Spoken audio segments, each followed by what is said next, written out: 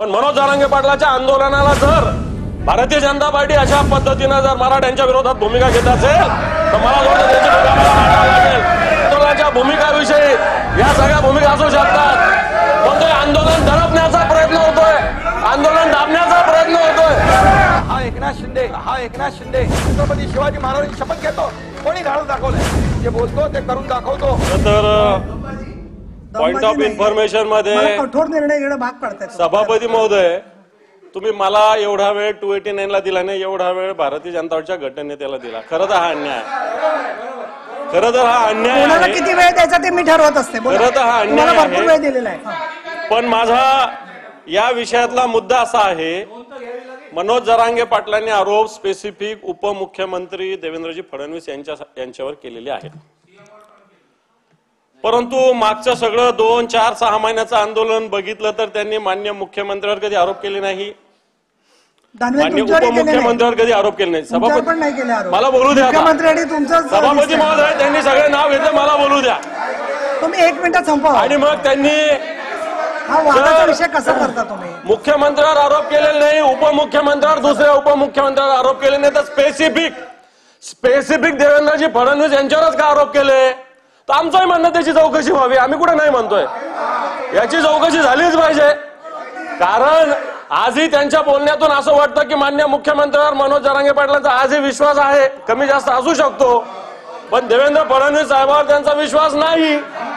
आणि याच्यात जातीयवाद निर्माण करणं, आणखी काय काय तुम्ही बोलले मला लक्षात नाही, ते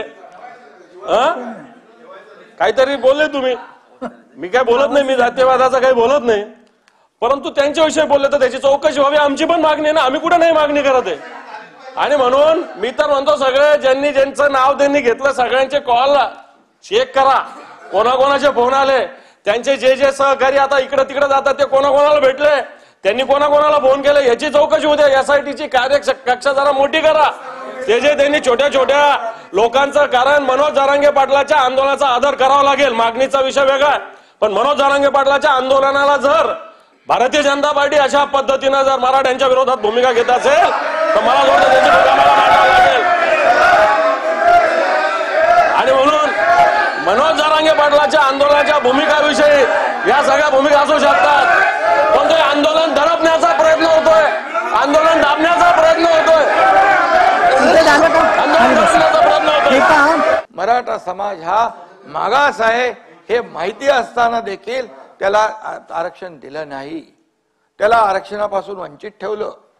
त्यांच्या मराठा समाजावर, त्यांच्या जीवावर अनेक नेते मोठे झाले, परंतु त्यांना वंचित ठेवलं, हे देखील मी या ठिकाणी सांगू इच्छितो। आणि हा एकनाथ शिंदे या मराठा समाजाला आरक्षण देण्यासाठी जाहीर छत्रपती शिवाजी महाराजांची शपथ घेतो, कोणी धाडस दाखवलंय मला सांगा? मी दाखवलंय, माझी भूमिका प्रामाणिक आहे, आणि मी जे बोलतो ते करून दाखवतो, खोटं आश्वासन बिलकुल देणार नाही। आणि मी सांगितलं, ओबीसी समाजाचं आरक्षण इतर समाजाच्या आरक्षणाला धक्का न लावता हे आरक्षण देणार, त्याप्रमाणे आमचं सगळं काम चालू होतं आणि त्यामुळेच मी ते बोललो। आणि त्याच्यानंतर गोष्टीचा कहर केला की देवेंद्रजींना अगदी खालच्या पातळीवर त्यांच्यावर आरोप केला की त्यांना विष देऊन मारणार आहेत। आणि हे म्हणजे जेव्हा अशा प्रकारचं वक्तव्य त्यांच्याकडून होऊ लागलं, मी प्रेस कॉन्फरन्स मध्ये देखील म्हणालो की ही भाषा जी आहे कार्यकर्त्याची नाही, ही भाषा राजकीय भाषा आहे, आणि त्याच्या मागे कोण आहे?